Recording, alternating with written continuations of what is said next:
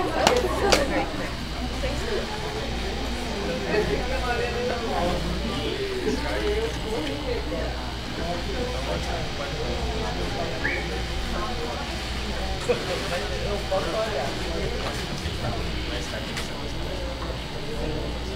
dia a todos e todas.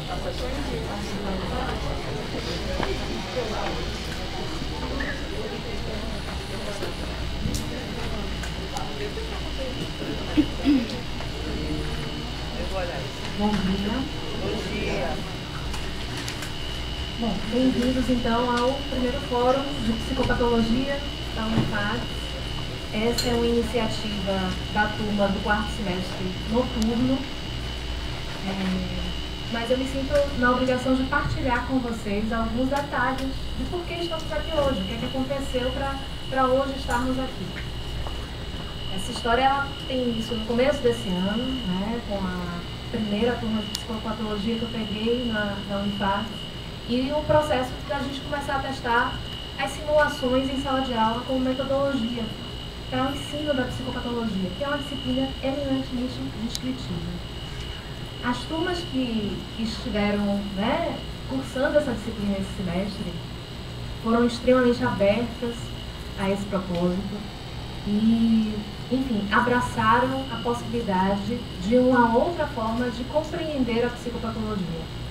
Essa é uma disciplina extremamente dura, porque, diferente do que a gente tem no campo mais universal, né, existem várias psicopatologias, mas nós passamos o semestre em cima de uma psicopatologia única, a norte-americana, mais especificamente a baseada no manual chamado DSM. E, enfim, as duas turmas foram extremamente generosas em acolher essa disciplina, apesar dessa redução ao manual. Isso é algo que hoje aqui eu espero que possa acontecer também. Foram turmas que trabalharam com a possibilidade de um conceitozinho da filosofia chamado solidariedade epistêmica. A possibilidade de se despir do seu campo de interesse, da sua abordagem predileta e poder escutar o campo do outro. E eu espero que hoje aqui a gente possa fazer o mesmo exercício. Não se trata, né, de uma disputa entre verdades, mas sim da possibilidade da gente escutar aquilo que é o diferente. Passamos o ano inteiro discutindo psicopatologia do DSM e hoje estamos aqui para falar um pouco mais além dos manuais. A turma do noturno saiu com a iniciativa de montar um evento para que isso fosse possível e convidou, 4 pessoas especialistas nos seus campos para vir dividir com a gente a possibilidade de pensar um caso para além do manual psiquiátrico.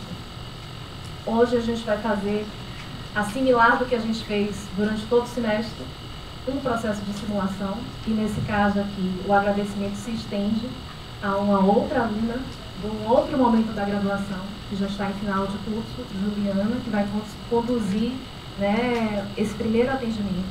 E nós vamos assistir o primeiro atendimento de um caso clínico.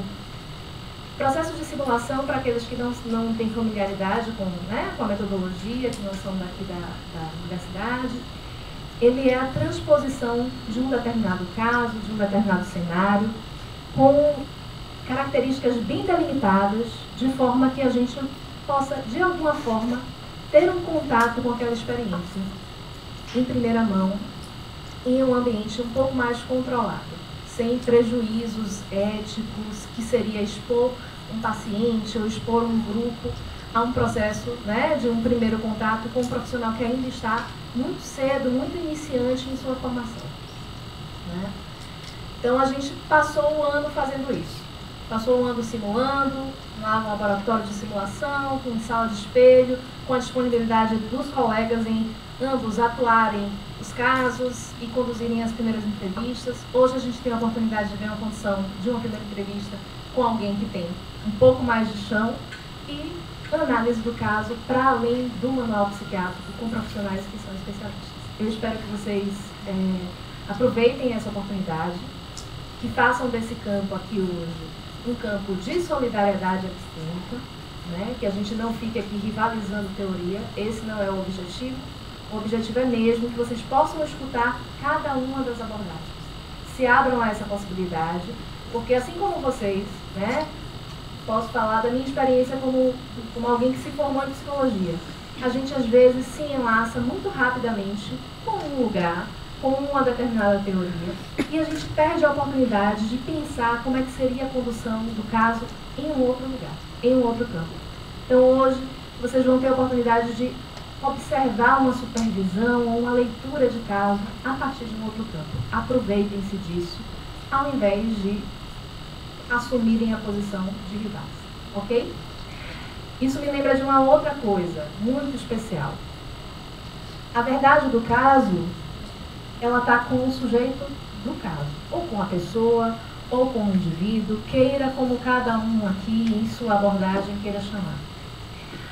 Há anos atrás, na Rua Barbosa, eu já procurei esse estudo de morrer, mas eu acho que nunca publicaram, na faculdade lá de Salvador. Os alunos conduziram um estudo muito simples. Eles pegaram um texto de Freud e um texto de Skinner e trocaram o nome dos autores. E levaram os textos aos estagiários do serviço de psicologia, perguntando a opinião em relação ao que estava escrito. Para a surpresa de quem estava conduzindo ou não a pesquisa, os resultados eram muito claros. Baseado na escolha da abordagem de supervisão do estágio, o estudante se afinava em dizer que acreditava no texto e defendia o texto do autor que estava escrito como o autor que escreveu, não em relação às ideias. Não se criticavam as ideias que estavam ali postas. Então, vamos suspender os rótulos, como tanto a gente fala, quando a gente fala de diagnóstico, e escutar o que tem o que passa pela teoria de cada um aqui.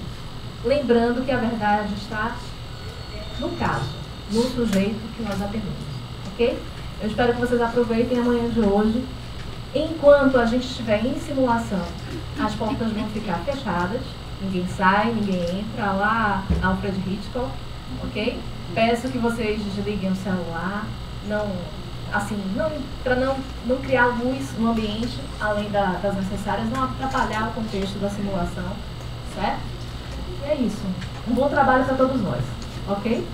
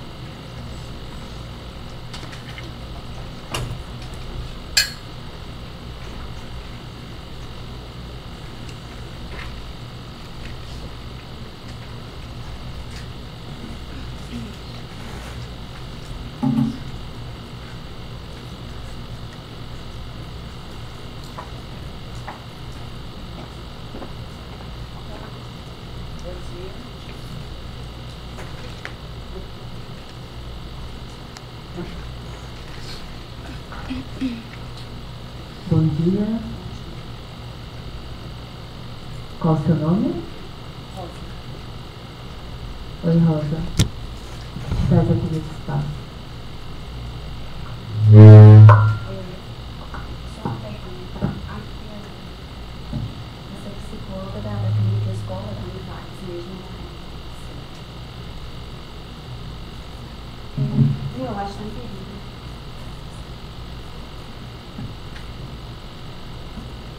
Não se ouve bem, é melhor falar no microfone, se possível. Meu ar está em perigo. Eu estou muito preocupada. Por isso que eu vim procurar um procedimento psicológico.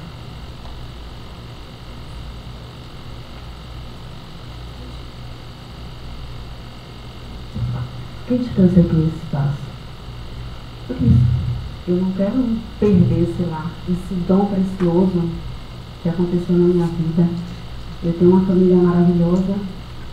Eu sou uma esposa irrepreensível. Faço de tudo pelo meu lar, de tudo pelo meu filho. E eu tenho visto as coisas com mais clareza agora.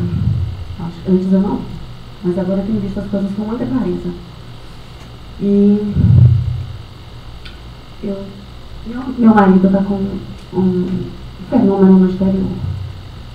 E eu estou muito preocupada, porque isso vai ser a ruína do meu casamento. Antes de continuar a tua escuta, eu queria te fazer algumas perguntas. Onde você mora? Moro aqui em Feira. Quantos anos?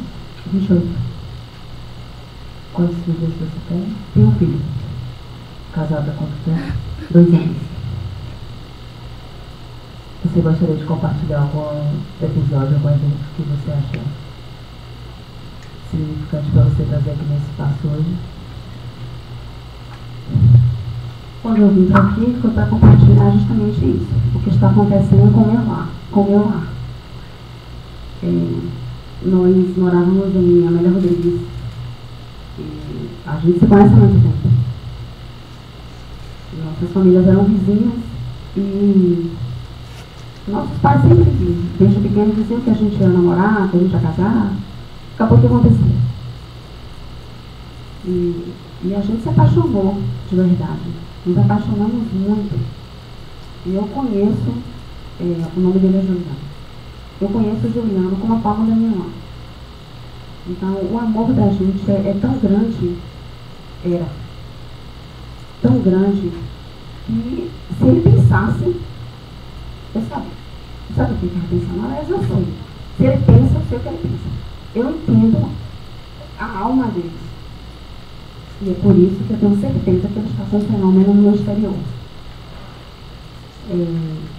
Depois que nós viemos para...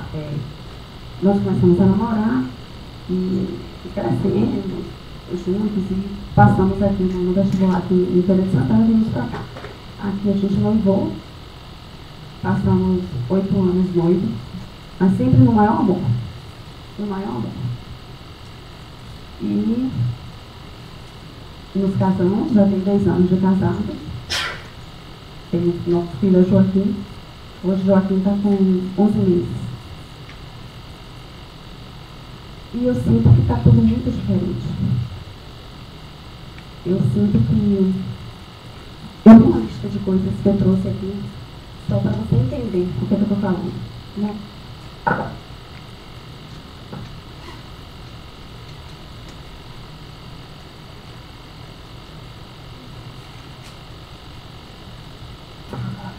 Eu fico anotando.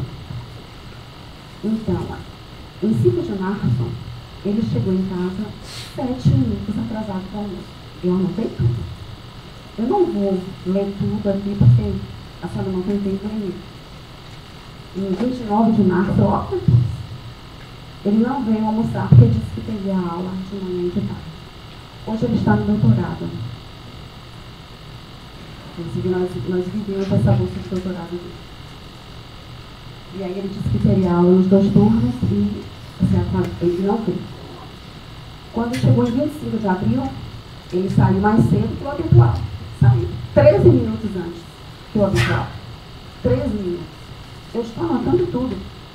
Né? Agora sim, tem também os boys, né?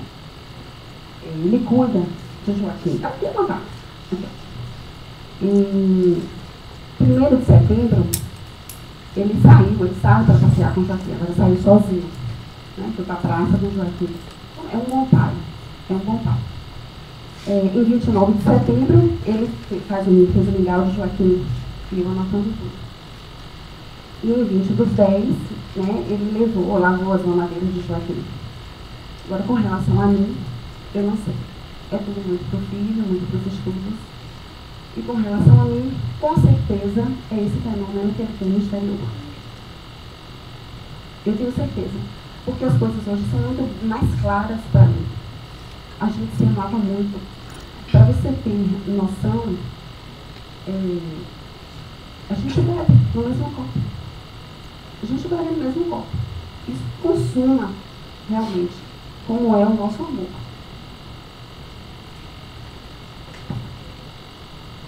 Eu gostaria de ouvir um pouco da sua vida, até o momento que você trouxe a sua vida com o Juliano, seu companheiro, mas a sua vida. Eu acho isso relevante. Eu vim procurar esse procedimento psicológico porque eu estou precisando, porque eu estou me sentindo muito triste com o que está acontecendo com o meu lar. E falar da minha família, falar de antes, eu acho relevante. E agora, nesse momento? Me fala um pouco da sua vida. É o que está acontecendo mesmo. Né? Essa tristeza. Na verdade, eu não sou doente. Doente é Juliano. Se a gente tinha um ar perfeito.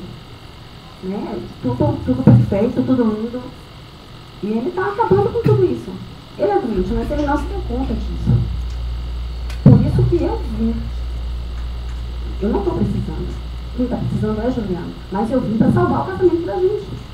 Então eu quero me submeter a um procedimento psicológico para salvar o meu casamento. Isso é um dom precioso que Deus nos deu. Eu faço tudo para Juliano. Tudo que você faz. E para Juliano. Inclusive, na nossa cama, tudo que ele me pede, eu faço. Justamente para mostrar que eu sou a melhor esposa do mundo. Mas você faz porque ele te pede ou você faz porque você gosta? Porque a gente se ama. A gente se ama ou amava. Porque aquele homem sincero, aquele homem amável, se tornou num sem vergonha, mentiroso, num hipócrita. Que me amava tanto. Hoje, ele é um hipócrita. Um sem vergonha. Aconteceu algum evento, alguma situação que você observou que começou a ocorrer alguma mudança no seu relacionamento?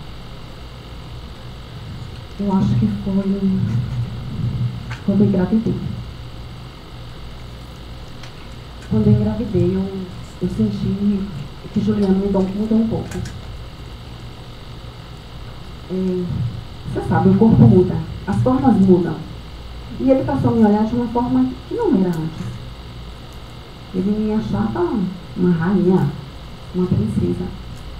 E depois que eu engravidei, ele não me olhava mais. E ele já não me procurava mais como ele me procurava mais, depois que eu engravidei. Então, foi aí que eu comecei a notar todas as diferenças. Você já conversou com ele sobre isso? Não. Ele não pode saber de nada. Ele não pode saber de nada. De jeito nenhum. Para acabar com o meu casamento, não falo nada pra ele. Ele pensa que eu não sei de nada. Eu finjo que não sei de nada. E vou continuar. Inclusive, ninguém sabe na minha família. Ninguém sabe. Certa vez, nós estávamos brincando. Tínhamos uma salinha como essa. Um tapetezinho, a gente fica brincando com o Joaquim. E aí eu saí, fui pegar a chupinha de Joaquim na cozinha. Quando eu retornei, ele estava brincando com o Joaquim e falando assim para Joaquim: você viu aonde o seu líder chegou? Eu fiquei parada, eu fiquei pasma, fiquei perplexa. Porque ele está querendo me humilhar com o meu filho. Na época, Joaquim tinha 6 meses. Um menino de 6 meses. Olha que humilhação. Eu sou seu líder. E eu sou humilhada. Né, dentro de casa. Eu fiquei perplexa. Não falei nada. Fiquei quieta. Voltei na cozinha, bebi uma água, porque eu tinha que respirar para não xingar ele, né? Se eu xingar ele, vai perceber que eu sei. Então fui na cozinha, bebi uma água, respirei e voltei. Ele não sabe de nada. Não sabe de nada. Eu finjo que nada está acontecendo. Eu preciso salvar o meu lar. É o que eu preciso. Por que você se sentiu humilhada nessa situação?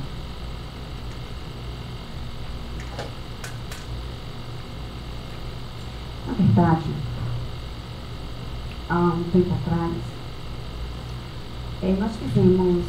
nós cursamos letras aqui na faculdade.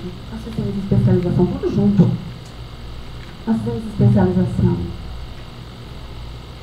Nós fizemos mestrado. E estávamos estudando para o doutorado. E, quando fui apresentar o meu trabalho para a banca examinadora, simplesmente os professores da banca desqualificaram o meu trabalho. Eu não fui classificada. Era uma bolsa da UFBA. Eu estava muito feliz, porque era uma coisa que eu queria. E Juliano passou, né? Juliano passou. Desqualificado o meu trabalho. Talvez seja por isso essas humilhações. Mas também, né? Também. Há um fenômeno no exterior, esse tipo de humilhação. Teve algum outro evento que você sentiu dessa forma? Essas coisas, esses atrasos dele, né? Ele estava 5 minutos atrasado, sai 3 minutos antes do horário. Então, isso no mínimo é porque vai ver esse fenômeno. A mulher sabe. Uma mulher sabe quando seu marido tem um fenômeno fora. Uma mulher sabe.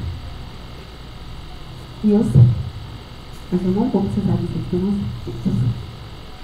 Se eu disser, vai acabar uma ruína no meu casamento. Você pretende conversar com ele em algum momento sobre isso? Não. Eu preciso salvar o casamento. Eu preciso salvar. Você está feliz? Não. Estou fingindo. Está tudo bem, não posso estar feliz. Por isso que eu vim procurar um procedimento psicológico. Mas você trouxe na sua fala que você convive com uma pessoa que você se sente humilhada, que você se sente desprezada, e mesmo assim você pretende permanecer nessa relação. Mas ele me ama. Ele me ama. Só aconteceu esse fenômeno no exterior. Mas ele me ama. Então isso tem que parar. Você poderia falar um pouco desse fenômeno?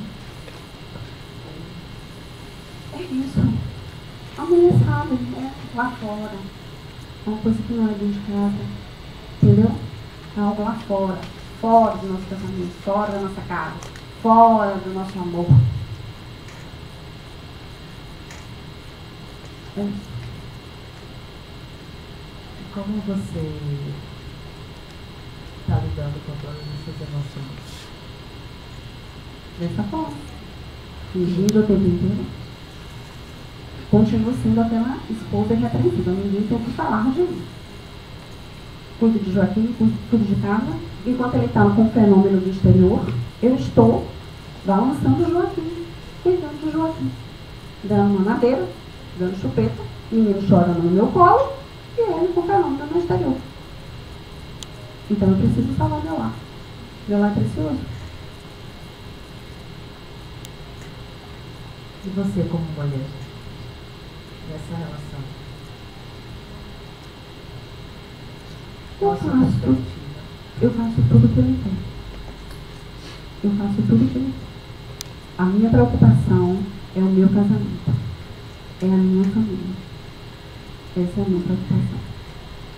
Você poderia trazer os elementos que você acha que está favorecendo para que esteja correndo isso na sua família? Você anotou algumas coisas, você disse 2 eventos, um atraso de 7 minutos, um dia que ele não veio almoçar em casa. Tem mais algum outro evento que você acha significativo para você compartilhar aqui nesse momento? Eu gostaria de falar também que nesse período eu fui me submeter à banca do doutorado, eu fiquei muito triste. Me senti muito humilhada pelos professores que me examinaram, né? Me senti muito humilhada mesmo, porque eles desqualificaram meu trabalho. Humilhada porque Joaquim passou e eu não, porque Juliano passou e eu não. E eu fiquei muito triste, chorei muito. E eu tenho uma tia que é psiquiatra, minha mãe pediu que minha tia me atendesse. E ela me passou as medicações. Eu tomei diazepam, carbamazepina. Tomei outra também, o qual eu não me lembro agora. Então eu tive uma boa melhora. Pensei em procurar um procedimento psicológico no momento, mas como os remédios melhoravam no momento, eu não procurei. Seria talvez isso que eu faltei dizer. Nessa fase, né, desse evento, então você apresentava algum sintoma característico que você achou necessário procurar um psiquiatra? Eu chorava muito, me sentia muito triste. Queria ficar só na cama. Muito triste, muito. E a minha mãe ficou muito preocupada. Quanto tempo durou esse período? Não foi muito tempo, não. Porque quando minha mãe notou, como minha mãe tem uma irmã que é psiquiatra, minha mãe falou logo com a minha tia, e minha tia achou melhor logo me ver, me atender e me passar uma medicação para que eu não viesse a piorar. Nesse período você já estava casada? Já estava casada. Já tinha filho? Não. E como Juliana, nesse momento, reagiu a toda essa situação? Não. Pra ele estava bem, né? Ele tinha passado. Ele estava ótimo. Mas pra mim, não. Você recorda algum outro evento da sua vida que não seja apenas com a Juliana, que você tenha sentido a mesma emoção, a mesma sensação de humilhação? Desculpa, mas acho irrelevante. O problema é esse agora. Você acha então necessário a gente fazer? A gente precisa ver o agora, o que está acontecendo agora. E então o que a gente traz aqui, de forma bem clara, você pensa que você quer casar salvar o seu casamento, a sua relação, e que Juliano está precisando de ajuda, mas que você está aqui. Você acredita nessa possibilidade que você pode fazer alguma coisa pelo outro? Eu preciso. Não sei se posso, mas eu preciso. Então eu vim procurá-la justamente por isso. Eu sei que aqui a universidade é um local de ciência, de pesquisa, de extensão, e por isso que eu procurei esse local. Eu sei que você poderá me ajudar a salvar o meu lar. E claro que o processo aqui, né, é sigiloso e que é um espaço aberto, realmente para transformações.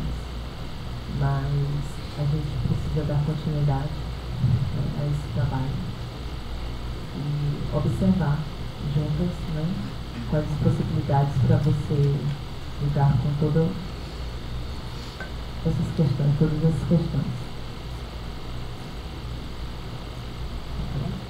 Ok. Mais alguma coisa? Não. Então, por hoje ficamos por aqui.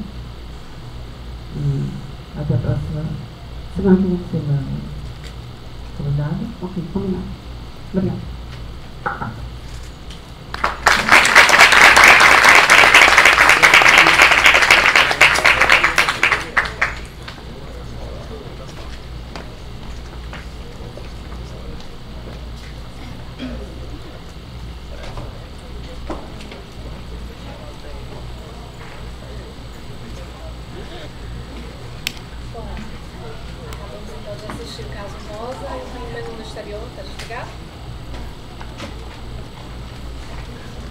Abrir enquanto o pessoal termina de entrar. Acabamos então de assistir o caso Rosa e o fenômeno no exterior. Queria mais uma vez agradecer tanto a Juliana quanto a Gabriela, né, por terem se disponibilizado a compor essa simulação para a gente. Como é de costume, né, uma vez que a gente encerra o processo de simulação, é saber um pouco como é que os participantes, né, perceberam o processo. O que é que vocês pensam do que ocorreu aqui, para que aí a gente possa, então, passar a segunda parte do evento com as mesas.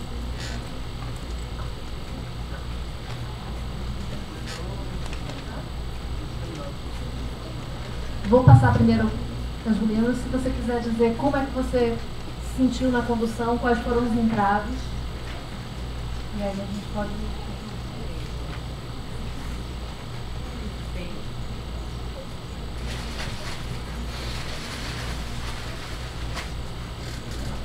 Bem, para quem não sabe, eu fiquei sabendo do que aconteceu agora. Então eu não sabia, né, qual seria a demanda. E como aluna a gente sempre fica muito inquieta, né? Eu estou saindo do curso, a gente vê um leque de possibilidades, de várias abordagens, mas não vamos ver como agir, né? Como acolher, como lidar com essa escuta. Então, assim, para mim sempre é muito gratificante participar dessas situações, porque quando você tem a possibilidade de você atrelar a prática com a teoria, tudo passa a ter um significado muito diferenciado, principalmente no processo de aprendizagem. Então, assim, para mim foi muito gratificante. É algo que faz parte da nossa realidade. Você ouvir esse tipo de demanda é algo muito comum, né? A gente não precisa estar muitas vezes dentro de uma clínica para você observar esse relato. E no primeiro momento seria uma triagem, né? Então eu tentei abordar com ela alguns aspectos sobre ela, se ela tinha noção de onde ela estava, se ela estava situada em tempo e espaço para observar. Faz parte também da triagem. Tinha levado ela a esse espaço e a escuta. Trouxe alguns elementos para saber se a intenção dela inicial era a transformação do outro ou dela. Porque para o processo terapêutico, acredito que se a pessoa não desejar mudança, essa mudança não acontece. Então, inicialmente, eu tenho as minhas hipóteses, né, sobre o caso, mas é interessante ouvir o restante dos participantes. Obrigada pela oportunidade.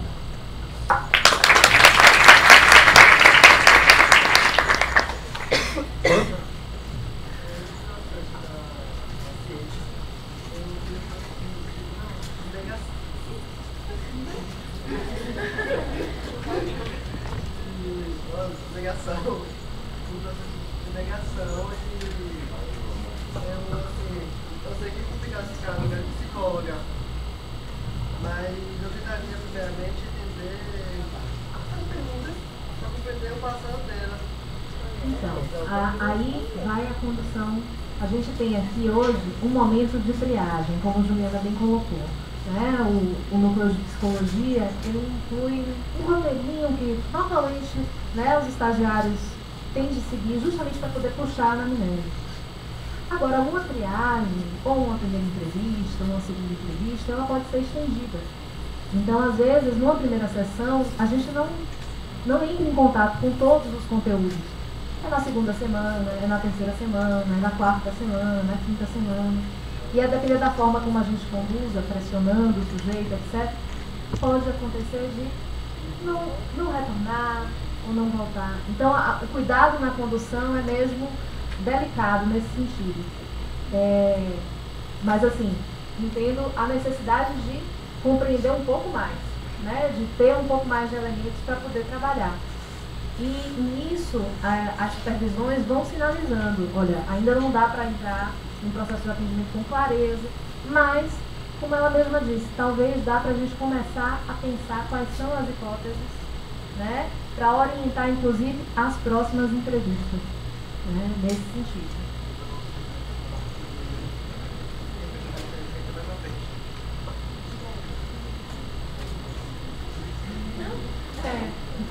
A pergunta é se essas intervenções precisam ser feitas mais à frente.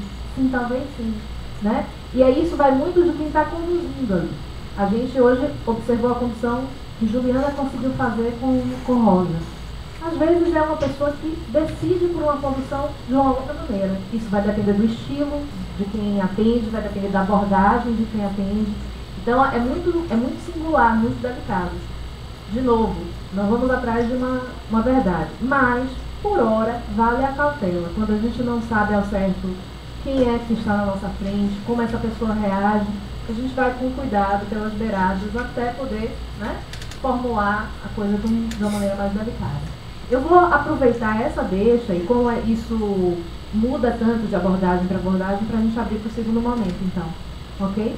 Nesse caso, vou chamar então Paulo Dantas, que é psicólogo clínico lá no Lopes Rodrigues, né, afiliado da Escola Brasileira de Psicanálise e professor no curso de especialização em Teoria de Psicanálise e Orientação Lacaniana, no Instituto de Psicanálise da Bahia, lá em Salvador. E chamar também a Aline Bastos, né, que é psicóloga também, trabalha com abordagem centrada na pessoa, é especialista em saúde mental e atenção básica pela Escola Baiana de Medicina e especialista em psicologia hospitalar pelo programa de residência na UFBA. Ela atua hoje em dia no Instituto Florescer e na Equilíbrio Day Hospital. Ok? A gente vai ouvir os dois profissionais.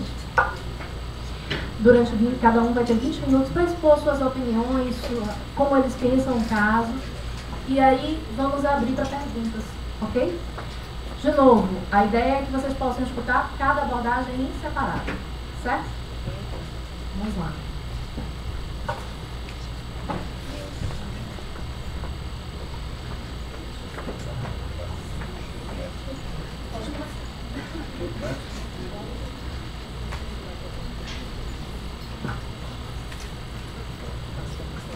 Bom dia a todos. Agradecer a Érica, que fez o primeiro contato, né, por WhatsApp, convidando para participar desse evento. Agradecer a Milena, né, e também agradecer a moça, que eu não sei o nome, que na entrada me deu um pirulito. Eu achei isso legal, porque, né, você vem com um trabalho como esse, de simulação, eu não tenho experiência com esse método. Um pirulito é glicose de absorção rápida, ajuda a tranquilizar e o cérebro processar melhor as coisas. Eu achei uma intervenção de tanto, né? Milena falou de solidariedade epistêmica, eu gostei muito do termo. Com seu consentimento eu vou me apropriar, vou usar em outros lugares. E solidariedade epistêmica lembra uma outra expressão também, afeto societatis, né? É um conceito da sociologia que preconiza que os debates se deem no campo das ideias, né? O debate dos conceitos, e que não haja nem provocações, nem hostilidade, nem nada no que diz respeito às abordagens. Porque não se trata das pessoas, se trata de conceitos, né? E, então há essa ideia de um afeto que circula, né, entre as pessoas que estão dialogando, um afeto que circula na própria estrutura da construção do saber. Então isso é chamado de afeto social, né? E daí a expressão afeto societário. Bom, vou fazer algumas considerações gerais, né? A primeira questão que queria chamar a atenção, né, é a seguinte: tudo que se pode deduzir do caso, quer se trate de diagnóstico, quer se trate de condução de tratamento, ou que vier na sequência, tudo se baseia fundamentalmente na fala do paciente, né? Não somos médicos, não fazemos exames físicos, enfim, não temos técnicas de imagem, nem tecnologias outras, tudo se passa pela fala. Então, me parece absolutamente fundamental que o psicólogo, seja lá qual abordagem que ele for adotar, não é, para exercer a sua clínica, que ele tenha uma boa base teórica relativa às ciências da linguagem, da subjetividade e às ciências humanas, para entender como é que o aparelho psíquico se constitui, como é que se estrutura, como que a linguagem ordena o aparelho psíquico e como é que essa linguagem ela se realiza na fala. Por exemplo, esse caso eu estava observando, ele é bastante denso, riquíssimo, permite diversas leituras e interpretações, dependendo dessa formação do profissional, não é? Porque é engraçado, em alguma medida, em primeira instância, ouvimos com o ouvido, mas isso não é muito verdade, é uma meia verdade, porque quando atendemos alguém, né, clinicamente, inexoravelmente nós ouvimos com os conceitos, né? Ouvimos com os conceitos. Isso passa pela formação teórica, técnica, etc, etc, né? Então eu vou recortar, e daí uma exigência clínica fundamental, que é afinar a escuta. Um profissional não pode ouvir o relato, a fala de um paciente como fosse uma conversa, né? Não se trata disso. Não se ouve como se ouve ordinariamente aí nos discursos comuns. Você tem que ouvir de um outro jeito. O seu ouvido é quase que um aparelho que ouve de uma determinada maneira, né? Então, nessa perspectiva, eu recortei aqui alguns elementos dessa escuta, né? A partir da qual se faz uma leitura ou uma tradução daquilo que o paciente disse para além do próprio dito, né? Vai se deduzir o que está por trás, digamos assim, daquilo que está dito explicitamente, né? Já que a fala não se esgota no dito, né? A fala tem um dito e tem um dizer, tem o que é enunciado e tem o que está por trás, o que se passa no eixo semântico da linguagem, né? Bom, então é o seguinte, inicialmente vou me ocupar da questão do diagnóstico, que é outra questão também delicada, né? E eu acho importante o DCM em quinta versão, como acho importante também o CID, né, que está caminhando para a 11ª versão e que vai ser aprovada numa assembleia da Organização Mundial de Saúde agora, em maio do ano que vem. É uma plataforma inteiramente digital, isso é um avanço da época. Provavelmente não teríamos mais esses manuais de diagnóstico, nós teríamos plataformas online para fazer esse trabalho, né? Que é a tentativa da OMS de uniformizar uma certa linguagem para o campo dos transtornos mentais. Considero referências importantes, mas, enfim, com a condição de que não nos alienemos a elas. São referências, mas podemos relativizá-las, né? Nessa perspectiva, porque a clínica viva mostra caso a caso, porque é um paciente que se ensina ao profissional, se ele puder ouvir atentamente o que o paciente está tentando transmitir, né? Bom, então no que diz respeito ao diagnóstico, e agora eu vou falar do ponto de vista da psicanálise de orientação lacaniana, mas considerando que tem muita gente jovem, né? E a disciplina é psicopatologia, eu vou fazer várias injunções também do campo da psicopatologia, psiquiátrica inclusive, né? Vou bascular um pouco entre psicanálise e psicopatologia psicanalítica e psiquiátrica. Então, do ponto de vista do diagnóstico, eu vou seguir um pouquinho aqui o passo a passo da simulação. Sim, então, do ponto de vista do diagnóstico, tem as grandes classes, né? Tem o campo das neuroses, o campo das psicoses, e assim vai, né? O campo das perversões, o campo dos transtornos do humor. No caso, eu vou me ater a um diagnóstico diferencial entre neurose e psicose, né? Primeira questão, ela diz que o lar está em perigo, né? Nós podemos ler isso como o meu sintoma que me fazia funcionar no mundo está em perigo. Ou o lar aí é extensivo ao mundo como um todo, ou a concepção de mundo que a paciente tem, né? E nós identificamos isso, que o meu lar está em perigo, uma certa identificação a um ideal, né? O ideal da mulher irrepreensível, né? Da mãe zelosa, enfim, né? Tem algo aí de um ideal do eu, né? Um ideal, de uma identificação desse sujeito a partir de um ideal em torno do qual, isso é do campo do imaginário, isso não tem nada de real, em torno desse ideal, dessa imagem que ela constrói para o próprio eu ou para o próprio ego, ela vai funcionar no mundo. Isso é um ponto de ancoragem desse ser no mundo, né? A partir desse ideal. Como isso está em risco, o mundo dela pode desabar, né? E isso foi uma primeira coisa que chama a atenção, né? A propósito, sem querer ir muito longe, não parece muito condizente com a pós-modernidade, né? Não recomendo nenhum de vocês aqui jovens que vá por uma via dessa, né? De querer ser um exemplar, etc. Bom, enfim, não cabe mais, né, nesse tempo das relações frouxas, né? De Sigmund Bauman, da democracia, da dialética do gênero, né? Quer dizer, está meio complicado isso.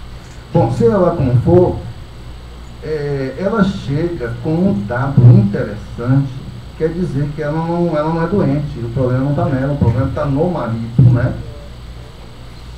Em psicanálise, isso é um dado da transferência, os conteúdos do inconsciente dela são de algum modo atualizados na relação com a pessoa mais próxima, que é o marido. Ela não se apercebe do próprio, entre aspas, transtorno, né? E isso de achar que não tem nada, que o problema está no outro, é o outro que ameaça o próprio manto, não tem nenhuma subjetivação do próprio mal-estar, do que ela teria a ver com o próprio mal-estar. E isso aí, em psicopatologia clássica, se chama ausência de autopatognose. Já é um critério, né, para fim de diagnóstico. E a ausência de autopatognose é um dado classicamente atribuído ao campo das psicoses. A gente vê muito isso em transtorno bipolar do humor, é muito comum. O paciente está em estado maníaco, está muito alegre e tal, e não se dá conta de que está maníaco, que está hiperexcitado, enfim. Bom, então esse é um primeiro dado que apontaria para o diagnóstico de psicose. Agora, o dado fundamental, não vou seguir um curso retilíneo, não, vou ficar passeando entre várias coisas. Agora, o dado fundamental que aponta para a psicose é o que vem na sequência. O lá está impedido porque a transferência dela para o mais próximo, o marido, ele tem um fenômeno no exterior. O script, né? A escritura mínima do sintoma, nesse caso, está nessa frase. Um fenômeno no exterior. O modo de enunciar, o estilo discursivo, também aponta para a psicose. Por quê? Agora volta à psiquiatria de novo. Tem um psiquiatra francês chamado Claire Rambaud, que desenvolveu uma teoria interessante que ele chamou de automatismo mental, né? Naturalmente que ele tinha lido Freud, tinha lido alguns autores que o antecederam. E uma das questões que se verifica como um dos critérios para diagnóstico diferencial entre psicose e neurose é justamente o modo como cada um de nós, como cada sujeito da subjetividade, lida com o campo simbólico da linguagem. Então tem um princípio que se formula assim, então há o sujeito e a linguagem, né? Vamos pensar nesse binômio. O sujeito neurótico, ele habita a linguagem, ele vai lá no campo da linguagem, pega as palavras, os pensamentos, os princípios, os axiomas, sei lá o que for, que não estão nele, ele não nasce com a linguagem, ele é constituído ele vai se fazer sujeito falante, pensando a partir da linguagem que o outro traz para ele, né? Mas ele subjetiva, ele faz uma simbolização primária na infância, que é o momento que ele entra na linguagem. E aí, a partir daí, ele tem uma relação dialética com a linguagem. Ele vai na linguagem, se apropria do que é do outro, toma para si mesmo e fala de si na primeira pessoa, como se aquele pensamento, como se aquele dito fosse dele, né? Bom, então ele habita o campo da linguagem. Na psicose, o critério, na psicose não é assim.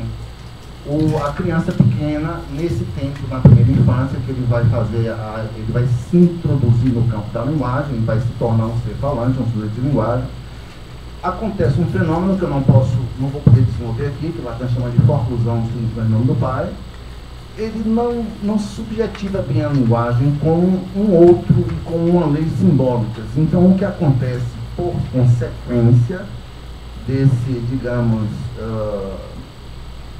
dessa operação de não entrar não muito bem no campo da linguagem simbólica, é que ele passa a ser habitado pela linguagem, ao contrário da psicose, da neurose.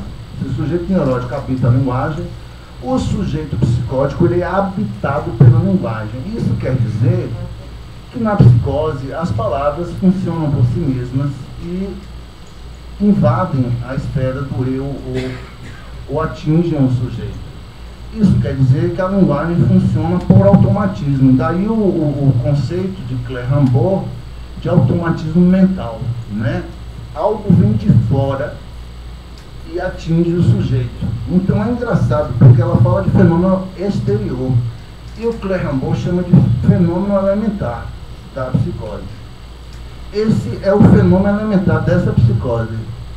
Elementar no sentido de que é o fenômeno primário, o núcleo patógeno, a partir do qual o sujeito, se a psicose continuar andando, vai edificar um delírio.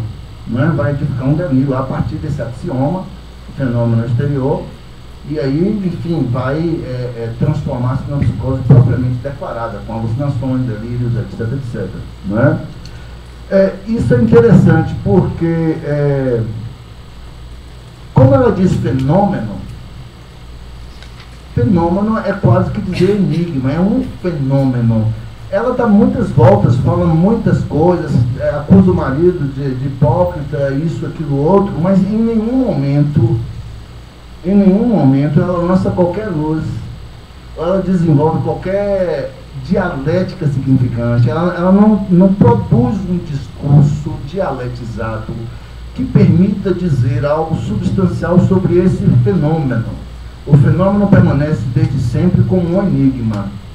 Isso também é um dado da psicose, né? Porque na psicose há o dito, quer dizer, há a palavra solta, fenômeno, às vezes seguida de uma segunda palavra, exterior, mas são palavras soltas, são peças soltas, são significantes, sem significados, sem significação. Ainda que daí passa a atribuir várias coisas ao marido, etc., mas não lança luz, não decifra, permanece como enigma. Lacan chama isso da experiência enigmática da psicose. Isso é um dado interessante, né? O fato dela dizer que é exterior é muito elucidativo. É quase como se essa paciente fosse lacaniana, entendeu? Rambaudiana. Porque quando ela diz que é exterior, ela está dizendo que não é um fenômeno que brota internamente nela. Ela não reconhece como algo que brota dentro de si, algo da própria subjetividade, ou um dado da memória que veio à tona. É exterior no sentido de que é exterior que está fora da própria esfera do eu, está fora do estado de consciência. Ela percebe como sendo algo que vem de fora. A gente poderia dizer que na psicose inconsciente e sujeito são exteriores um ao outro, não é? O inconsciente como memória, como uma atividade mental que não precisa da licença da consciência nem do eu para funcionar, né?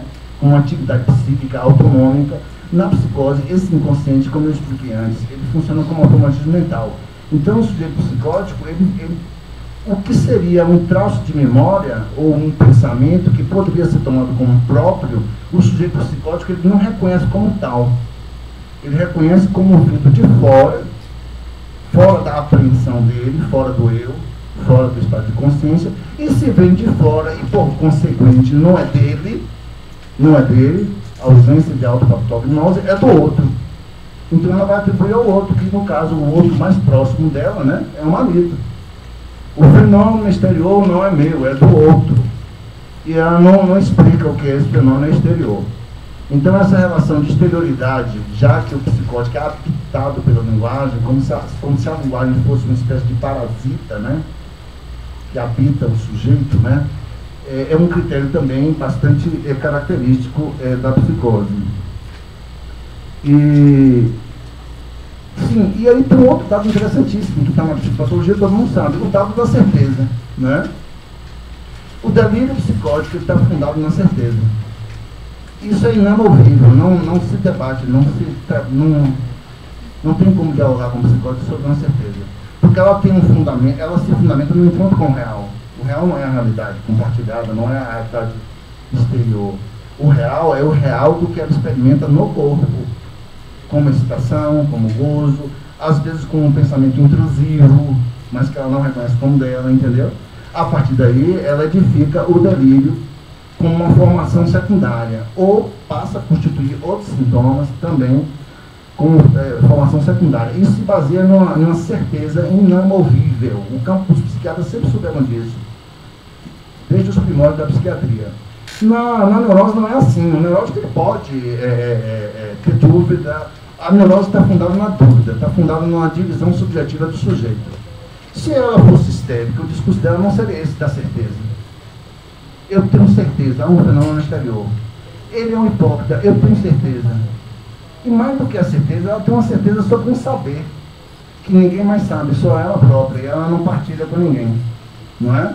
Isso é bastante interessante, porque essa certeza psicótica é da ordem de um saber outro, que não faz parte do discurso compartilhado, esse aqui que estamos travando entre nós, esse discurso compartilhado, né, fundado na lógica proposicional, aristotélica e tal. Esse discurso é um discurso neurótico, é um discurso comum, não é? Assentado no código da língua. Na psicose não é assim. A linguagem do psicótico é outra.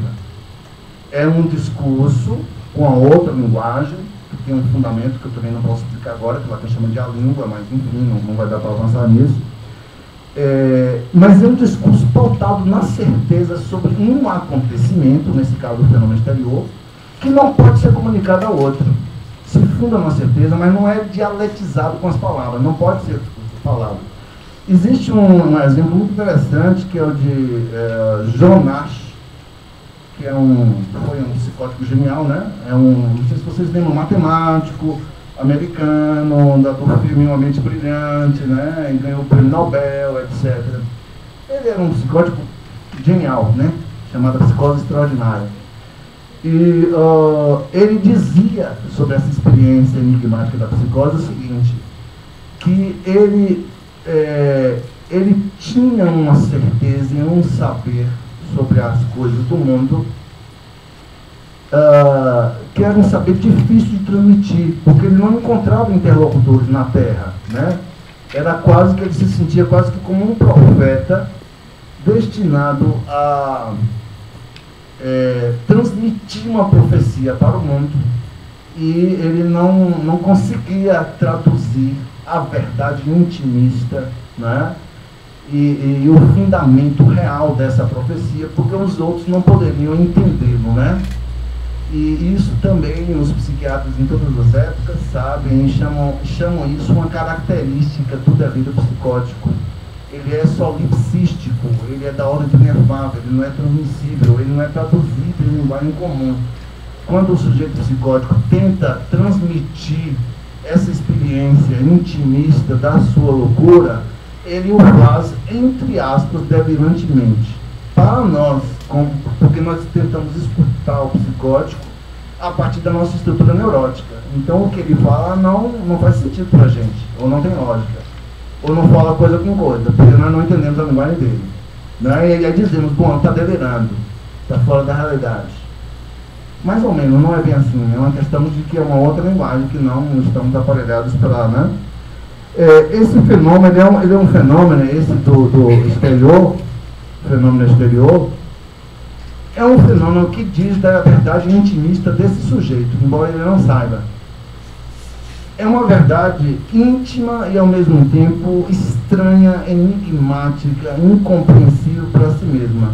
Isso remete a um conceito de Lacan chamado extimidade, que quer dizer que no íntimo, digamos assim, nos aspectos mais obscuros e menos acessíveis da nossa mente, há algo que nos é muito íntimo, muito familiar, como se fosse um segredo, mas que nos é estranho e simultaneamente desconhecido, né? Bom, então se fosse só para fazer a contraprova, né? Na minha época, quando eu era criança, a gente aprendia a fazer a operação aritmética e tinha que tirar a prova dos 9, para ver se o raciocínio estava correto ou não, né? Prova real, né? Então, se a gente fosse tirar a prova de se é psicose ou não, comparando com a neurose, a mesma coisa, seria inteiramente diferente. O discurso neurótico não é assim, sobretudo na histeria. Se fosse na histeria, não guardaria esse segredo. Se fosse na histeria, histerizaria.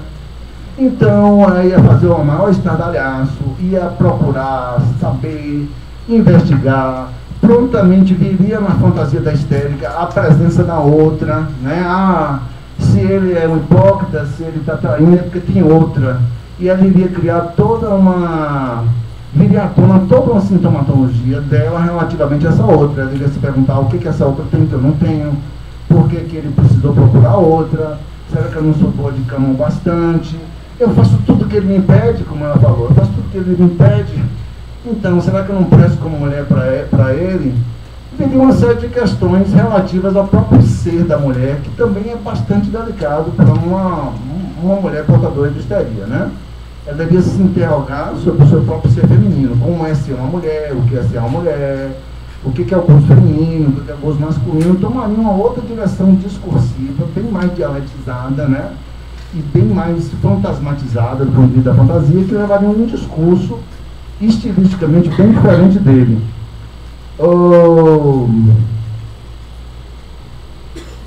Outra coisa também, só olhando para ele, ela pode saber o que ele pensa.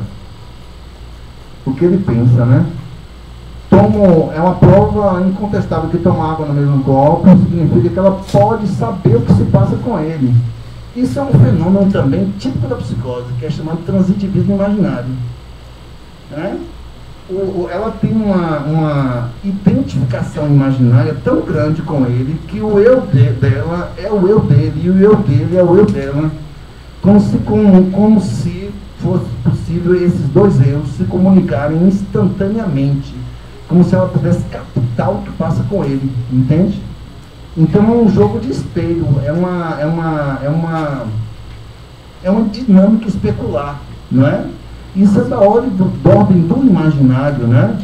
E portanto não está passando pela dialética do discurso. Ela, de algum modo, ela tem como um ponto de apoio na vida dela a identificação imaginária com esse homem e o ideal de ser mulher. Isso que está se desorganizando e daí o mundo dela poderá desabar. Agora, por que isso outra coisa também, ele me ama. Ela tem certeza que ele a ama. Ora, uma histérica nunca tem certeza no campo do amor. E uma histérica não para de infernizar o seu homem, demandando dele permanentemente que diga que a ama. Sempre mais, e pedindo para que faça coisas e que dê provas de amor. E isso é da ordem de uma demanda intransitiva, insaciável. Nunca que está uma mulher histérica, nunca que está satisfeita, nunca que está contente, né? Mesmo que o homem seja um vassalo, um servo absoluto, não será o bastante. E se o for, ela não vai querer esse, vai querer um outro, né? Enfim. Então, esse ele me ama é uma axioma básica de um outro fenômeno chamado erotomania, que é um dado também da psicose, né? A erotomania aqui está latente, ela está aludida nessa frase. Bom, enfim, tem vários elementos, por isso que eu falei que o caso é extremamente rico, extremamente denso, dependendo de como você escuta, você acaba encontrando muita coisa, mas acho que, em linhas gerais, eu acredito que está relativamente posto a diferença entre psicose e neurose. E no caso, eu optaria então pelo diagnóstico de psicose. Agora, aí tem uma questão, como a psicose começou? Porque nesse momento, ela já está na psicose declarada, porque ela tem um fenômeno elementar. Né? Ele me ama, o fenômeno exterior, ela já tem sinais de psicose, embora a psicose não esteja suficientemente avançada. Não é uma psicose desestruturada, é uma psicose que é psicose por um lado, tem algo de uma loucura nisso tudo, mas ela está mais ou menos apoiada em algumas coisas, está mais ou menos amarrada. Uma das coisas que ela está amarrada é nesse sintoma que ela mesmo construiu, não é? De se identificar com o marido. Isso é um suporte imaginário que pode funcionar como uma defesa em relação a evitar um desencadeamento mais grave da psicose, que é uma psicanálise chama de suplência, né? O sintoma como suplência imaginária, né? Ela faz uma suplência. E a outra é esse ideal, é uma hiperidentificação, é uma função social de ser a mulher exemplar, dona de casa exemplar, etc, etc. Ela está se segurando nisso. Então, veja, aí tem uma questão importante. A nível de tratamento, é bom ter cuidado de não mexer nisso, porque isso ainda estrutura de um jeito ou de outro, apesar de todo o sofrimento que está em curso. Esse é um sintoma que está começando a disfuncionar, mas não disfuncionou totalmente. Não se tira. Uma coisa importantíssima para quem vai ser psicólogo ou trabalhar em clínica é o seguinte: não se pode pretender curar ninguém, não se pode sofrer por furor sanante. Furor sanante é uma expressão que Freud importou do latim para dizer que psicólogos, psicanalistas, etc., tem esse afã, né? Essa fúria de querer querer furar, imagina, ia dizer isso, de querer, fala aí, por favor, curar. A realidade do estudo foi um bom ouvinte, né? Então não se deve pretender curar e também não se deve também ficar desejando muito bem do paciente, querer ajudar, e tem que ter calma, porque às vezes um sintoma é o que segura o sujeito no mundo. Você só pode tirar um sintoma se você tiver a possibilidade de construir um outro novo que funcione melhor do que esse que está começando a desfuncionar, né? Então, esse é o sintoma que segura. Agora, o que desencadeou a psicose dela? Como que começou? Começou precisamente lá. Ela se refere à gravidez, mas isso já é uma outra coisa, não foi isso. Pode ter contribuído, mas a conjuntura de desencadeamento foi precisamente o momento em que ela vai prestar o exame de doutorado, né? E aí, chegando lá, ela é reprovada pelo professor. Ora, isso está no cerne do que eu falei antes. No momento em que esse sujeito, que deveria habitar o campo da linguagem, é chamado a se posicionar nesse campo, no campo simbólico, e dar mostra de um saber frente a um outro, posto em posição de lei simbólica, né? Lei de saber, lei lógica, lei simbólica, ela não encontra aí aquilo que deveria ter sido afirmado primariamente lá na primeira infância, que é o momento da entrada da criança na linguagem, subjetivar essa lei simbólica da linguagem, essa falha que está lá na memória, está lá no inconsciente. Isso é ativado por força desse chamamento, né, de vir a prestar conta diante de um outro da linguagem, e aí volta a ela esse recurso primário, essa operação psíquica primária, e ela desfunciona aí. E de novo não dialetiza, ela vai tomar essa reprovação, que é uma coisa extremamente natural, né? O projeto não estava bom, fosse um neurótico, pensaria, poxa, onde que eu falhei? O meu projeto não estava bom, o que eu estou querendo melhorar para uma segunda vez? O que será que eu falei e estava errado? Teria um outro tipo de discurso, mas não. Ela de novo toma, mais uma vez, monoliticamente, tomou como uma humilhação e desabou. Então não há dialética. De novo, você está vendo um sujeito sempre invadido pela linguagem, sempre por pedaços de linguagem soltos, né? Peças soltas, né? Ela desencadeia aí. Isso, naturalmente, faz uma articulação com a questão da gravidez, porque na gravidez tem vários acontecimentos de corpo que a mulher experimenta. São sensações estranhas, diferentes, que estão fora do seu campo de referências e tudo mais, e que funcionam como irrupções de gozo, né? Que perturbam também uma certa ordem psíquica estabelecida. As coisas se juntam, mas o momento do desencadeamento foi exatamente esse. Bom, teria muita coisa para falar. A expressão também hipócrita do inferno soa também com uma frase bastante fantasmática, né? Um pouco assim, lembra esse inferno aí, né? Hipócrita do inferno, enfim, tem várias coisas. E tem uma alucinação também aí, né? Olha aonde chegou o teu líder. Frase também enigmática. Isso é uma coisa interessante, porque todo fenômeno elementar é enigmático, porque não está articulado no discurso, não pode ser significantizado. Você não pode dar uma explicação, você não tem uma formulação. O fenômeno elementar, em psicanálise, é sempre a irrupção de um significante. Uma palavra, um pensamento, uma voz ouvida, alguma coisa que está solta, tem caráter de certeza absoluta para o sujeito, e ele não consegue explicar, ele não consegue dar sentido, ele apenas repete isso com certeza inamovível, né? Bom, a questão de tratamento, aí já seria uma outra complicação, eu não vou desdobrar muito, acho que o tempo, essas alturas já foi, né? Então eu vou fazer só 2 observações relativamente a tratamento, bem rapidamente. A primeira questão é essa, que isso que parece tão perturbador e sofrível, ele é um hipócrita, eu quase digo Hipócrates, né? Esse lance de você trabalhar com inconsciente é terrível, porque você passa a vida toda ouvindo o inconsciente dos outros todos os dias, e o seu, e lá para as tantas da linguagem já funciona de outro jeito, aí chega num evento como esse e começa a falar o que a gente pretende e o que não pretende, que vem à tona. Aí eu falo como sujeito, e esse outro que me habita, que é inconsciente, fala através de mim, aí dá nessas coisas, assim, você vai falar uma coisa e fala outra, né? Então realmente é meio complicado. Mas o que eu queria dizer é o seguinte, que esse sintoma, veja só, uma diferença da psicanálise para a psicopatologia psiquiátrica. O sintoma, a alucinação, para a psicanálise, não são considerados patologias em si mesmas. Manifestações patológicas de uma doença, modos de doença, não é assim. O sintoma, o delírio, a alucinação, ou outro sintoma que seja, é sempre uma tentativa de autocura.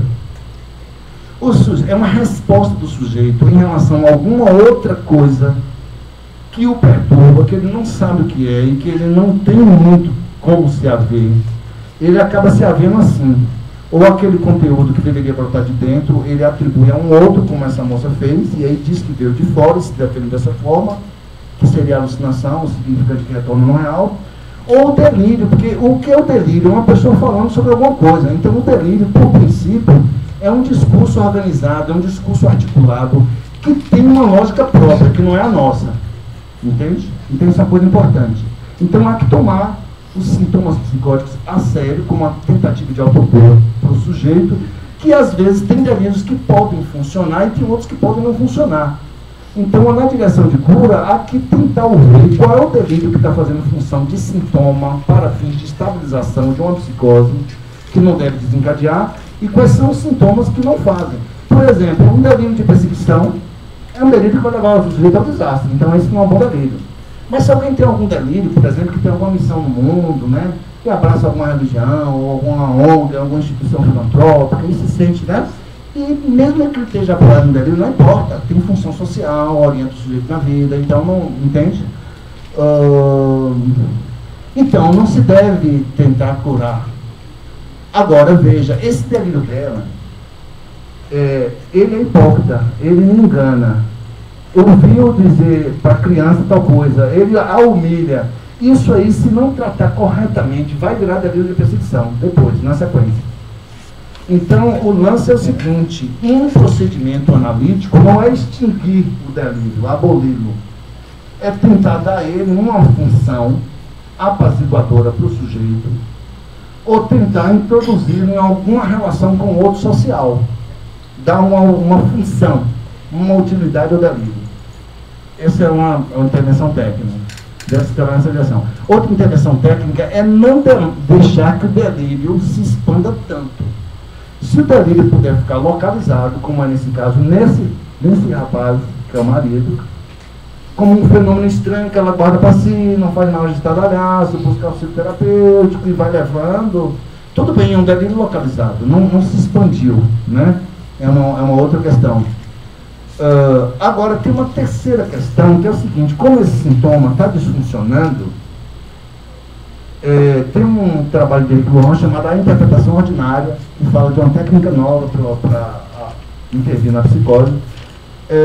Valeria a pena, com cuidado, com jeito, sem excessividade, sem invasividade, com muita delicadeza, passo a passo, a cada sessão, a cada vez, com calma, valeria a pena ao analista interrogar sobre esse fenômeno exterior.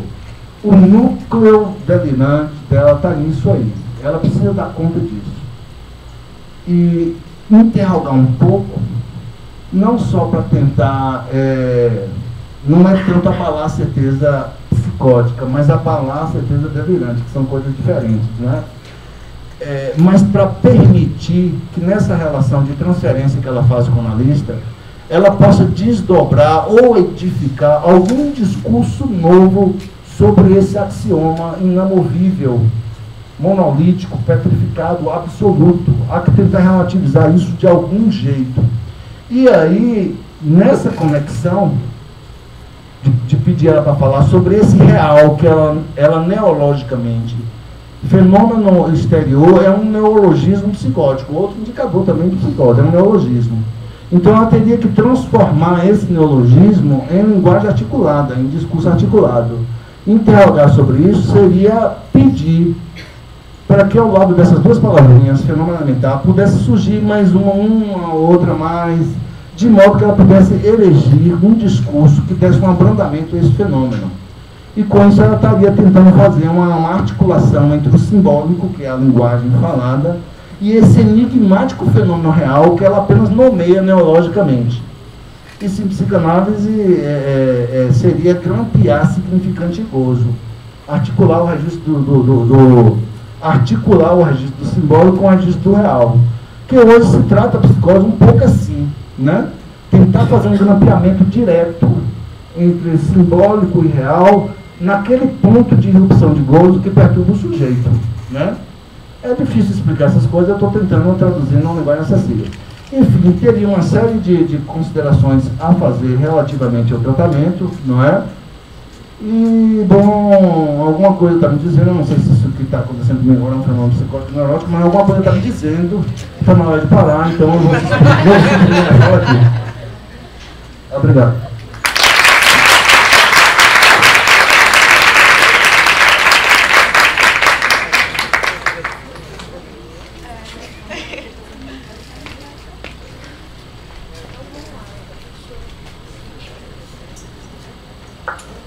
Fazendo um a um. Vamos colher as perguntas para esse momento com psicanálise e aí depois passamos a abordagem centrada na pessoa. Assim a gente vai delimitando os espaços. Fica aberto o microfone.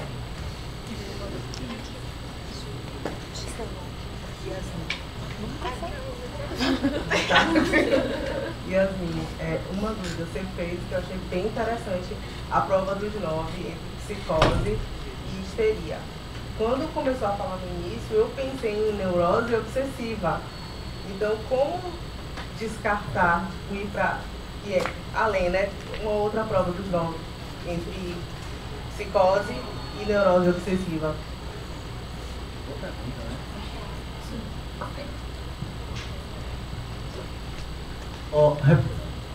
Tá? Veja, é engraçado você ter trazido isso, porque é uma coisa que eu não falei e aproveito. Então, aparentemente, em primeira instância, né? Aí tem várias coisas. Primeiro, não se deve fazer diagnóstico rapidamente. O terapeuta, o psicólogo, ele tem o direito de se dar um tempo para se ajuizar sobre o caso clínico antes de propor qualquer tratamento, né? Isso em psicanálise chama-se tratamento de ensaio ou entrevista preliminar. Você tem um tempo de diálogo e de perguntas, até você ter claro essa coisa, esse diagnóstico diferencial, para, com base no diagnóstico, montar uma possível terapêutica, né? O próprio DCM, quinta versão, que não devemos jogar fora, eu não sigo porque é uma coisa muito americanizada, muito no estilo American Way Life, eu não vou por essa linha, mas eu levo em conta e estudo, inclusive, o DCM. O próprio DCM diz que não se deve fazer diagnóstico antes de 6 meses, pelo menos, de observação, né? Os próprios psiquiatras americanos são cuidadosos. Mas, enfim,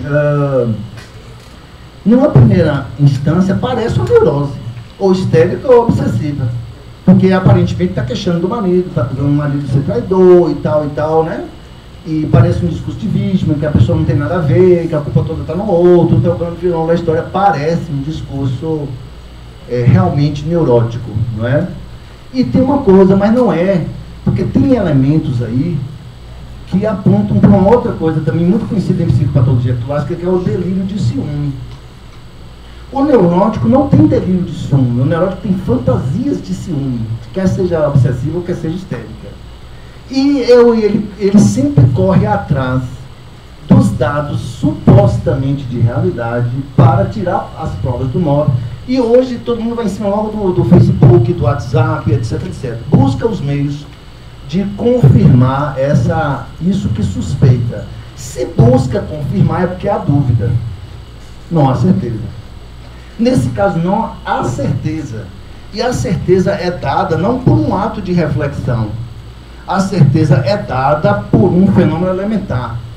Ela ouve, isso é uma alucinação verbal, ela ouve o marido dizer aquela frase, olha onde chegou o líder.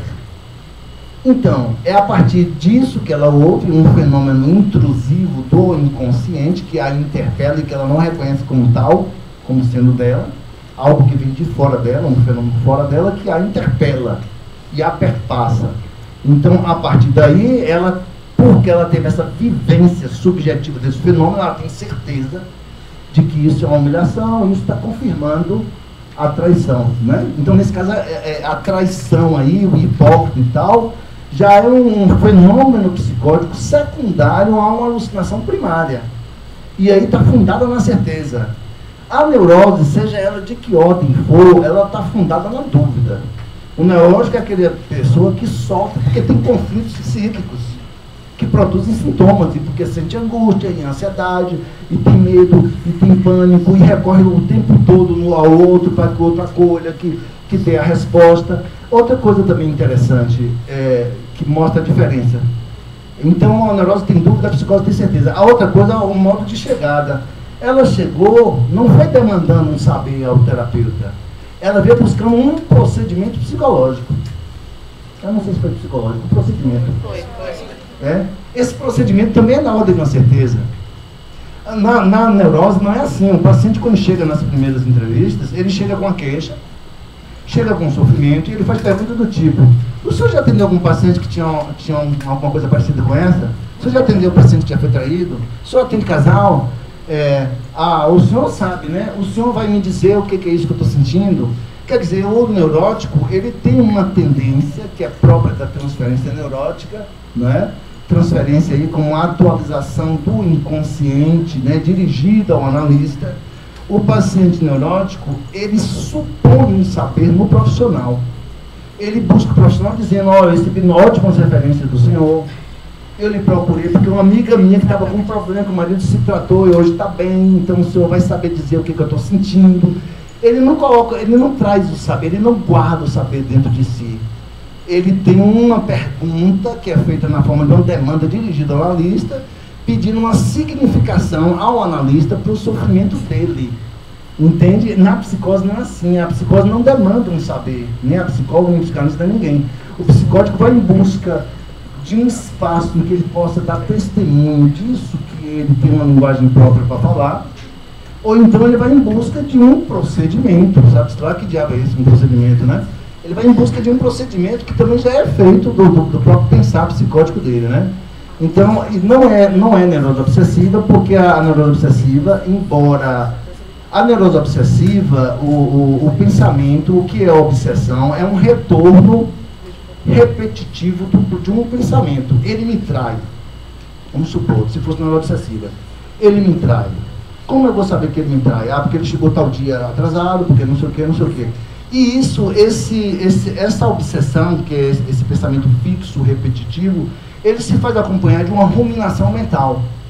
A paciente não vai dormir direito à noite, vai ficar ansiosa, vai ficar remoendo. Mas por que ele me trai? Quando é que começou isso? Quem é essa outra? O que ela tem? Que eu não tenho? Entende? Tem toda uma produção discursiva de pensamento articulado, que é a ruminação mental da neurose obsessiva, que acompanharia essa dúvida neurótica se está sendo traído ou não. Não tenho a certeza. No caso dela, você não vê nada disso. Ela tem um saber, ela guarda um saber que ela também não sabe dizer que saber é esse, nem expor, e não demanda ao profissional explicação nenhuma nem nada, apenas que é um procedimento, como se o profissional pudesse, digamos assim, com um ato imaginário, delirante, de qualquer ordem, te fazer um procedimento e não há mais o problema, entende? Então, mais ou menos assim. Obrigado pela questão super instigante. Tá. Eu achei legal a forma que você trouxe para a gente conseguir separar, né? Identificar a neurose da psicose, porque eu acho que a análise na psicose estaria de forma bem diferente, né? Daí a importância da forma de intervenção que eu vou fazer. Porque como na psicose está tudo já a céu aberto, eu tenho que ter muito cuidado nas formas que eu vou trazer para não desarrumar tudo que ele de alguma forma trouxe como sintoma. Né? E eu tenho que trazer formas de proteção para tudo aquilo que ele está trazendo. Aí eu achei interessante você dizer essa nova forma de tratamento da psicose, dessa da gente conseguir mexer no que ele traz como sintoma, elaborar com o simbólico e com o real. Aí eu queria que você falasse um pouco mais disso, para a gente conseguir entender como se daria esse cuidado com a proteção, com a amarração do sintoma, mas eu conseguir mexer nele assim para ele trazer para o real de alguma outra forma. Qual seria o objetivo disso?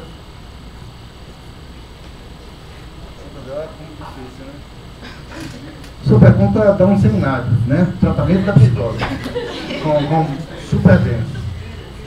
É difícil adentrar nisso. Eu vou dizer algumas coisas assim, muito genéricas, muito básicas, né? Ora, o neurótico, qual é o mecanismo psíquico por excelência da neurose? É o recalcamento. A gente pode até dizer que o neurótico sofre por esquecimento, né? Ele faz algum enfrentamento com alguma coisa que ele recusa, que ele não suporta, e ele recalca. Recalcar quer dizer o quê? Ele torna aquele conteúdo inconsciente ou latente. Uma vez que ele faz essa operação de afastar aquele conteúdo da esfera do eu, porque é incômodo para o eu, aquele conteúdo ele permanece distante do eu, digamos assim, fora da esfera do eu, e ele esquece e trata como se não tivesse existido, né? Mas aquilo que foi recalcado retorna depois, em algum tempo, na forma de um sintoma. Isso vocês devem ter estudado em alguma disciplina. Então, isso que retorna como sintoma é um substituto simbólico daquilo que foi esquecido originalmente. Vamos colocar assim, né? E quando ele vem falar, ele tem apenas os elementos substitutivos que estão no sintoma daquilo que está inteiramente esquecido. Então, a fala inicial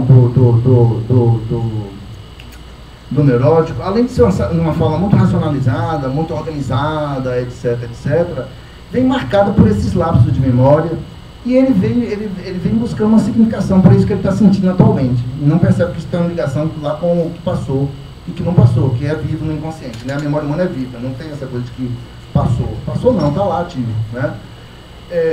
Então, ele vem com essa fala. E então a técnica da análise para neurose, quando o analista diz, fala o que lhe vier na mente, fala livremente, é justamente abrir, tentar produzir uma abertura para o inconsciente, em se falando aleatoriamente, espera-se que algo desse conteúdo recalcado irrompa, e que daí surjam conexões, elaborações, etc. Se por um lado com a neurose, a psicanálise abre nesse sentido, na psicose, digamos assim, um pouco grosso modo, é o contrário. Você já falou que o inconsciente da psicose está a céu aberto. A memória fala no sujeito, os mecanismos mentais funcionam autonomicamente, as palavras irrompem. Não precisa pedir, você não vai pedir para falar o que é menor, nem vai deixar de ficar falando aleatoriamente, entendeu? O inconsciente já está a céu aberto. Já está aí a amostra, não tem recalcamento, não tem filtro, não é? Então, o que se faz é costurar. Isso que está a céu aberto e é fonte de sofrimento, é tentar costurar sintomaticamente cada ponto desse. É tentar dar alguma articulação que dê uma localização a esse gozo, que abrande, que seja menos sofrível, que o sujeito encontre uma explicação qualquer, não é? Que ele se contente com aquilo e que aquilo apazigua lá a psicose. Então, nesse sentido, a posição do analista não é de instigar uma abertura para o inconsciente, como se faz na neurose. A posição do analista é tornar-se, agora a sua resposta, que eu vou falar muito, é tornar-se parceiro sintoma do psicótico. Quer dizer, o psicanalista ele tem que ter a abertura de que a proporção do psicótico vai em direção a ele, as suas produções psicóticas, ele deve acolher essas produções e tentar secretariar, não é?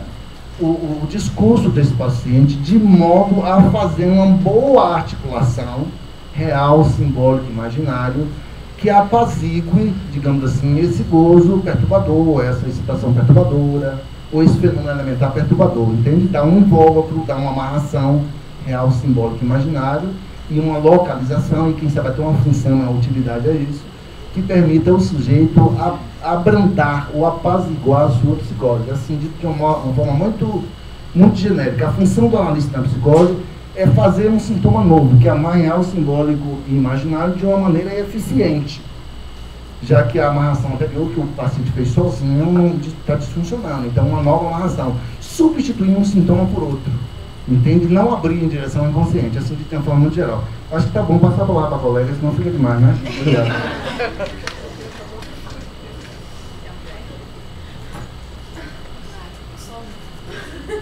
Uma última, e aí a gente fecha, ok, gente? Para poder dar tempo. Tem que ser a última mesmo, porque eu psicotizo aqui publicamente. Você pode perguntar isso, mas eu até não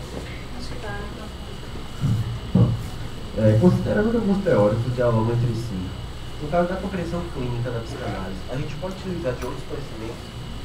Por exemplo,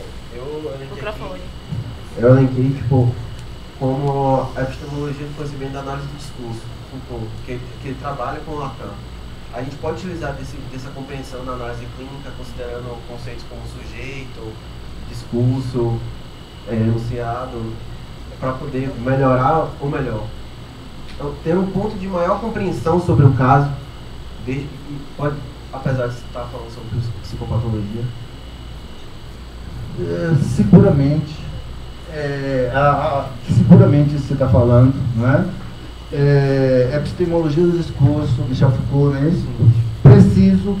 A psicanálise, em alguma medida, fazendo consonância e eco ao que você está falando, em alguma medida, a psicanálise é uma prática de análise de discurso. A questão é que a epistemologia presente na análise do discurso em psicanálise é uma epistemologia própria que joga com conceitos um pouco diferentes do de Foucault, né?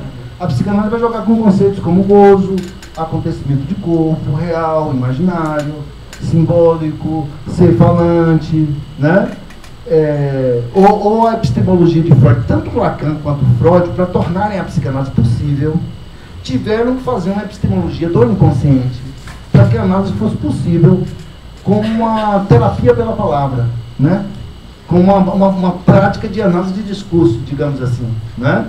Então Freud, por exemplo, quando construiu o conceito de inconsciente, ele teria que explicar que diabo é esse estado desse inconsciente, né? Ele dizia, bom, o inconsciente é um modo de funcionamento mental em que os pensamentos e as ideias não se contradizem, onde não há negação, onde tudo é afirmado simultaneamente, onde as conexões entre palavras, pensamentos se dão por compensação, por deslocamento, por deslizamento de significação, entendeu? Isso é epistemologia de discurso, entende? Daí o próprio Lacan dizer, o inconsciente está estruturado como uma linguagem. E a fala, o discurso, é a realização por excelência da linguagem. Então, eu penso que ajuda muitíssimo. Eu tenho o entendimento de que Lacan estudou Foucault, epistemologia, né? Linguística, essa coisa toda. Então, eu acho que ajuda muito, contribui muito. E eu penso que uma abordagem como essa é muito mais útil, uma epistemologia do discurso, é muito mais útil do que, por exemplo, uma interpretação mecânica, né, de que você está com patologia, o sintoma é uma mera afecção, você usa uma medicação e suprir o sintoma, então tá bom, entende? Eu acho que é muito mais rico, e eu aproveito para dizer isso, eu acho que é muito mais rico para quem quer ser psicólogo, terapeuta ou o que for, como eu falei no início, estudar as ciências da linguagem. Epistemologia do discurso hoje é uma disciplina do campo das logociências, como a psicanálise é uma disciplina do campo das logociências, como a linguística, como a filosofia da linguagem também, né? E eu acho muito mais rico para a formação estudar essas coisas do que estudar. É importante estudar neurociência, claro, porque tem patologias que têm fundamentação orgânica, deve se conhecer, né? Mas eu estou de acordo com você, eu acho que ajuda muitíssimo, eu acho que são áreas de interface, são áreas de interface.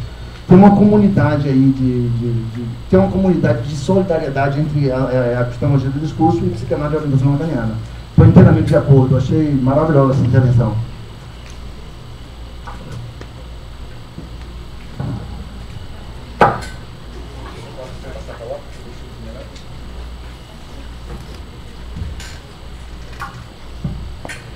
Bom dia a todos.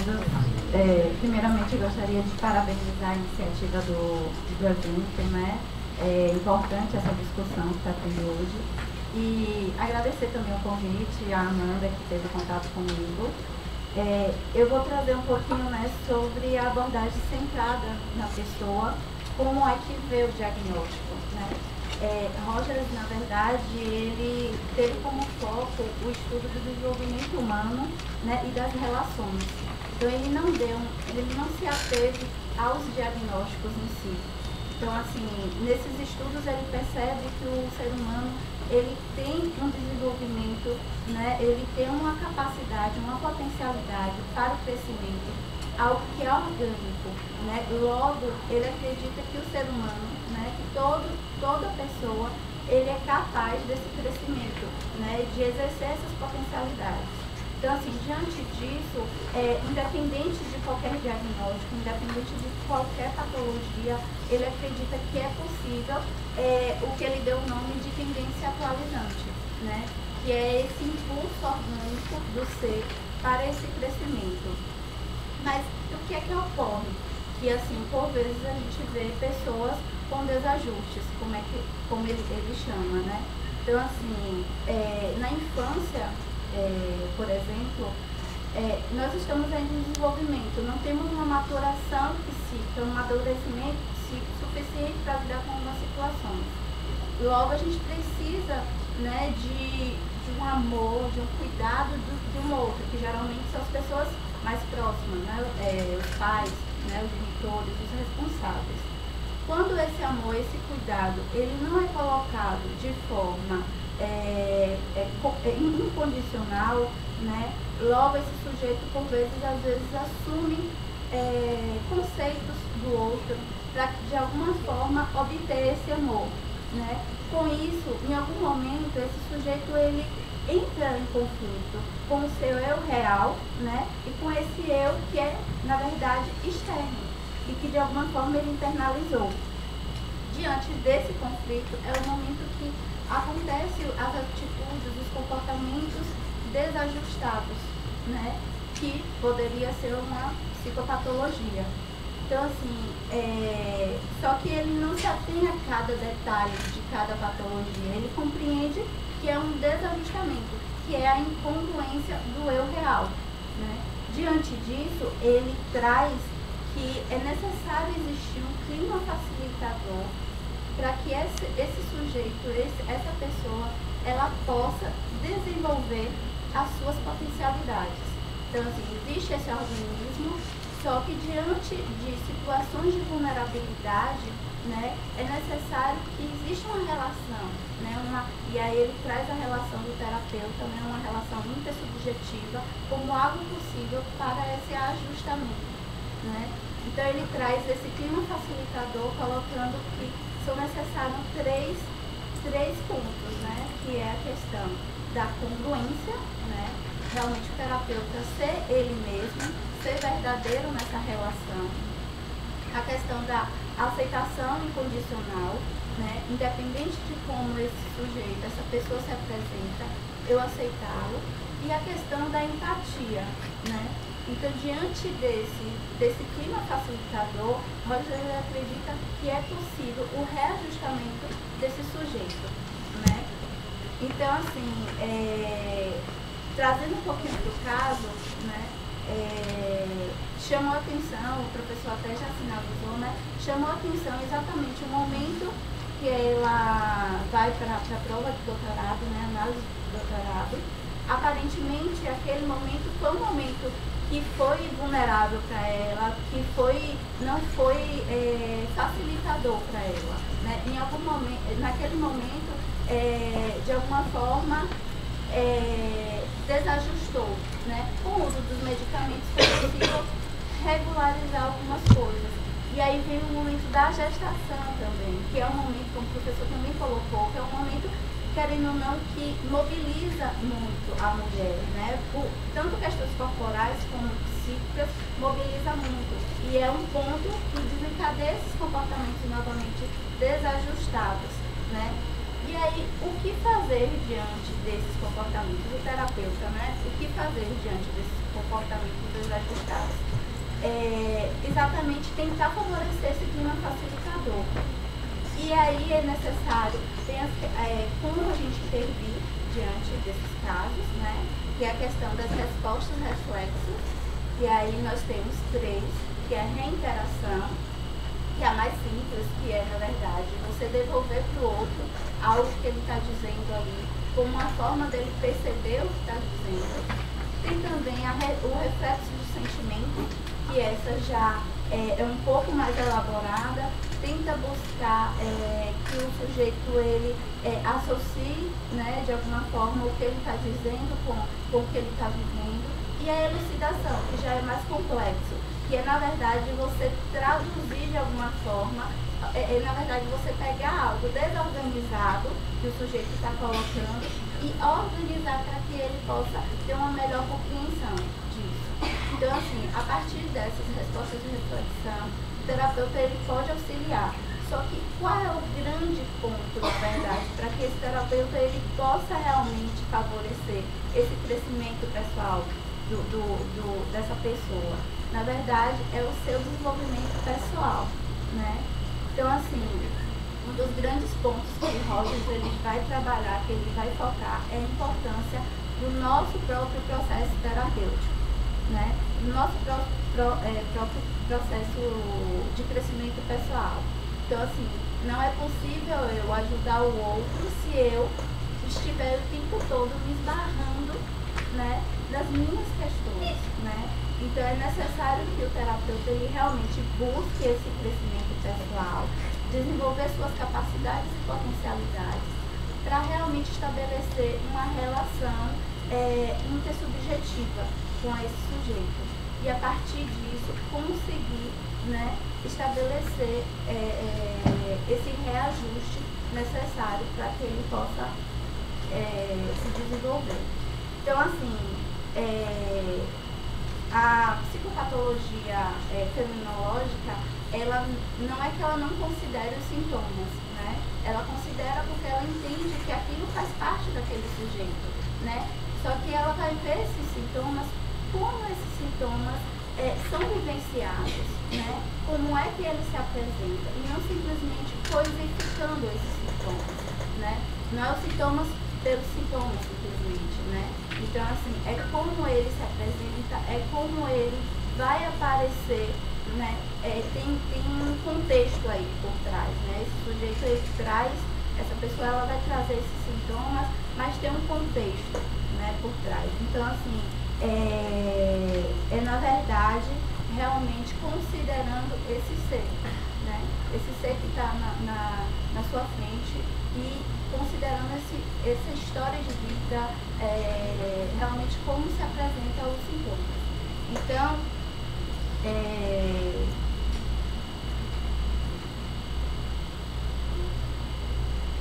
Então, na verdade, Rogers vai trazer dessa forma, né?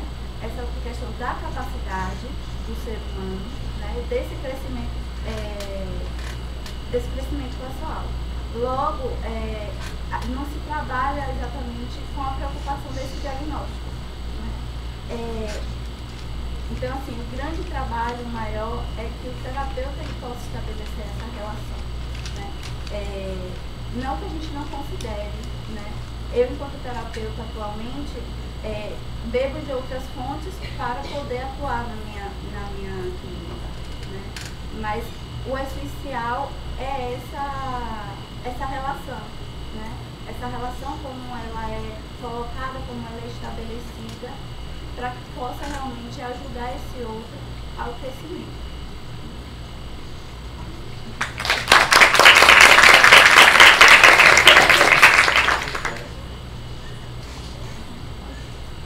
Abrir para questões, então.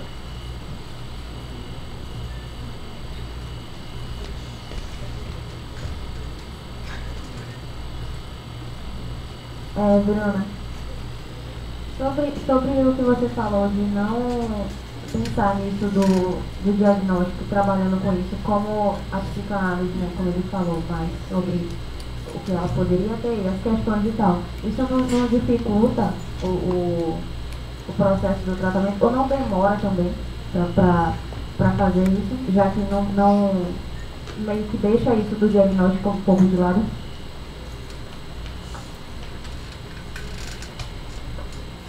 Então, Bruna, assim, que Rogers ele acredita o diagnóstico, colocar como diagnóstico, né? O diagnóstico que ele coloca é a incongruência do eu, né? Então, assim, ele entende que esses sintomas, né, que são os desajustamentos, ele está se apresentando por essa incongruência com o eu real, né? Então, assim, eu classificar como algum diagnóstico, isso não implica de como eu vou estabelecer essa relação, né? Então, assim, essa relação, ela vai ser estabelecida independente desse diagnóstico, independente do nome que eu dou a esse comportamento, né? Que é exatamente estabelecer essa empatia, né? Essa aceitação incondicional de como esse sujeito se apresenta naquele momento. Então, independente de eu dar um diagnóstico, isso não vai mudar a minha conduta, né? E a questão da demora, na verdade, é o tempo do sujeito, né? Eu acredito que independente de abordagem, a gente vai sempre estar respeitando o tempo do sujeito, né? Então, assim, eu não vou poder adiantar o processo do sujeito por eu saber que ele é psicótico, por eu saber que ele é neurótico ou qualquer outra patologia do DSM. Entendeu? Então, assim, na verdade, como se estabelece essa relação é que vai favorecer a condução do processo.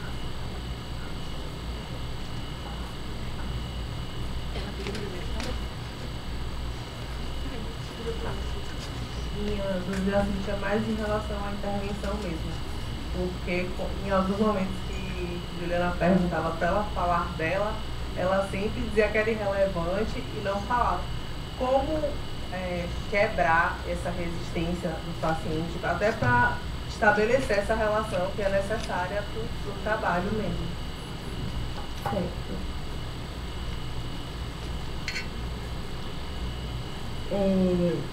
Durante a sessão, né, eu fiquei observando, inclusive, as perguntas, né, que Juliana ia fazendo. Na verdade, a gente trabalha com base no que o sujeito está trazendo. Então, a partir dessa aceitação do que ele está trazendo, a gente acolher isso que ele está trazendo, a partir disso, se acredita que ele possibilita também a aceitação dele, né? Se o outro, eu sou aceita pelo outro, isso acaba influenciando para que eu também me aceite. Então, assim, por mais que ela não quisesse falar sobre outras experiências, eu ia trabalhar em cima daquilo que estava sendo dito, né? Mas com as respostas de sentimento, com a reinteração, para que de alguma forma ela fosse podendo trabalhar mais em cima daquilo mesmo que estava sendo dito, né? Nesse primeiro momento, ela estava trazendo muito o outro, né? A gente ia trabalhar em cima disso, mas a partir disso, a partir dessa aceitação que eu, enquanto terapeuta, demonstro para a cliente, ela, de alguma forma, vai tomando consciência, né? Ela vai elucidando, vai ampliando a consciência, né? Diante da questão real dela, né? É bem isso que você estava falando agora, porque quando a gente vê de abordagem para abordagem, até a demanda que o paciente traz varia. Aí eu queria saber o que você, nesse caso, traria exatamente como a demanda do paciente. E sobre a demanda, falar um pouco mais sobre o processo de intervenção. Se eu iria ser só na base da aceitação do cliente, e com isso a gente faria essa questão de elucidação, de consciência, desse diálogo se dando entre vocês? Com relação à primeira pergunta, né,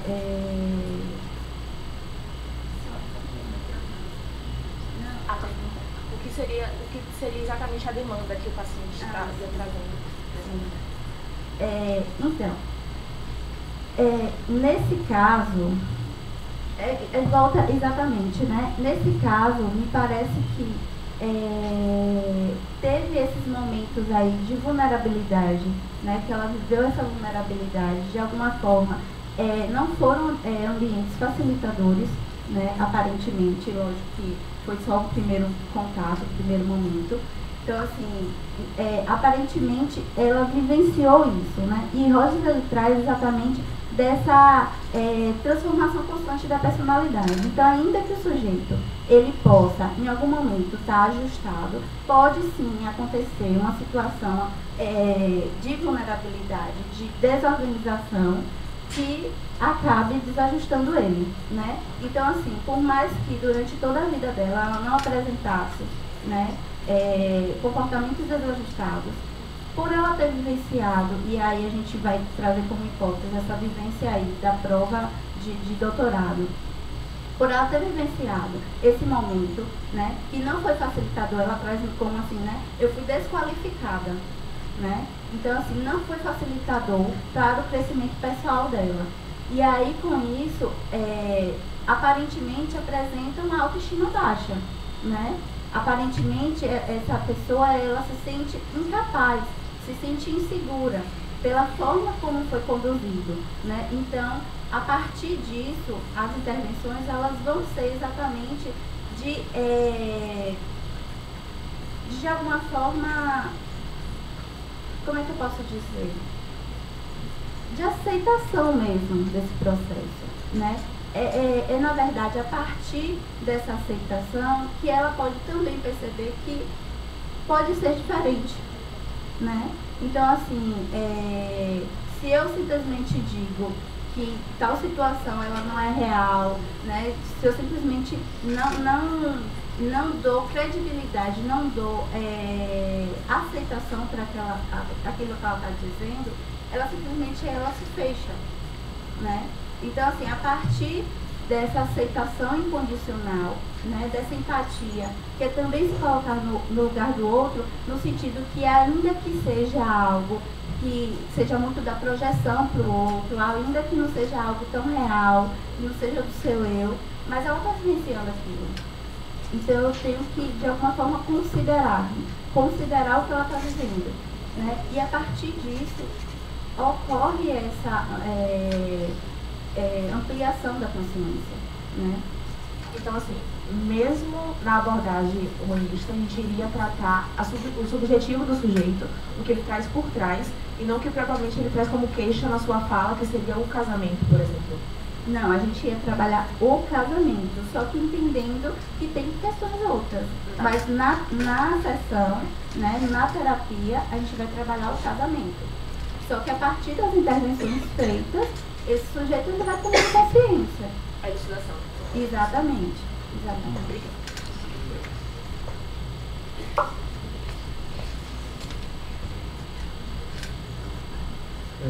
Partindo dessa ideia de que você estaria sempre tratando partindo da ideia de que você estaria sempre em análise daquilo que o sujeito traz naquele momento, não acho que há um perigo de ficar andando em círculo, partindo de uma suposição de que ele poderia sempre trazer uma outra demanda, e você nunca ia conseguir tocar na coisa? Não, mas é porque, tipo, no caso da...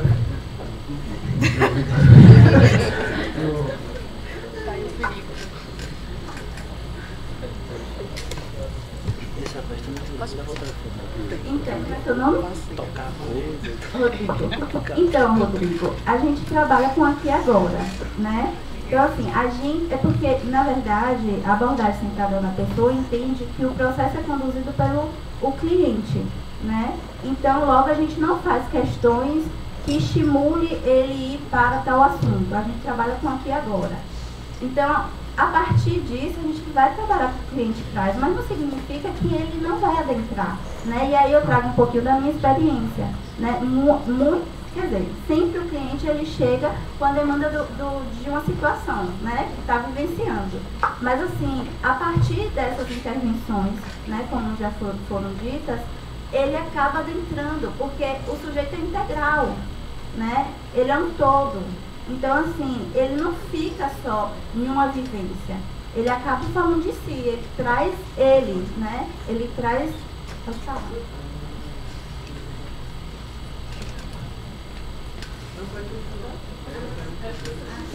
Então é isso. Então assim, ele vai trazer a sua vivência como um todo. Então em algum momento, só que assim, no momento que ele realmente se sentir à vontade, no momento que ele se sentir seguro para isso, porque às vezes o sujeito ele traz aquela demanda inicial, a queixa inicial, aquela queixa é o que ele dá conta naquele momento, né? E isso precisa ser visto por a gente, né, enquanto terapeutas. Então assim, a gente fazer questões que acabem indo para vivências outras que trazem sofrimento, às vezes a gente vai mexer em coisas que ele ainda não está pronto para terapia.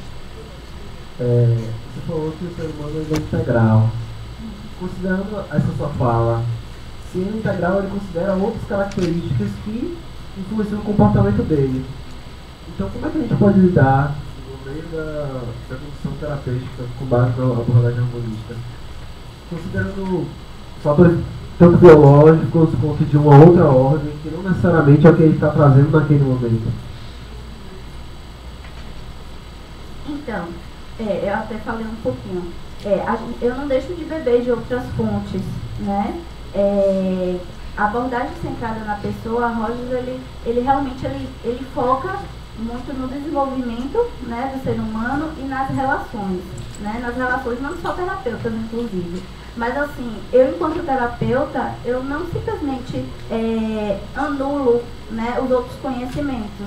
Por exemplo, quando eu vejo a necessidade, eu vou encaminhar meu cliente para o psiquiatra, né? Então assim, ter esses conhecimentos, que é o que a gente, enquanto psicólogo, precisa buscar, é necessário também, né? A gente compreender que o sujeito exatamente é um todo e ele tem tantas outras necessidades, né? Então, assim, tem questões orgânicas que precisam ser vistas. Então, ter esses outros conhecimentos, não ficar preso. E aí, o próprio Rogers falava que quem tinha que ser rogeriano era ele, né? Então, assim, nós, enquanto terapeutas, ainda que utilize da linha centrada na pessoa como uma forma de atuar, de intervir, não significa que a gente não possa buscar outros conhecimentos. Pelo contrário, a gente deve, né, buscar outros conhecimentos para poder conduzir da melhor forma o processo daquele sujeito. O co-participante pode fazer pergunta? Ah, como não? Co-participante pode. Não se preocupe que minha pergunta vai ser dentro da solidariedade epistemológica e do afeto societável. É o seguinte, que outros autores, né, deram continuidade ao pensamento de Rogers e o atualizaram e desenvolveram, etc.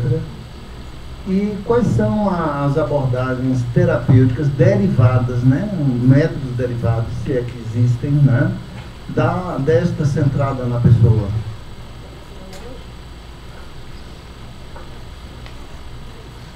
Autores eu vou ficar devendo, porque eu sou muito ruimzinha de memorizar nome de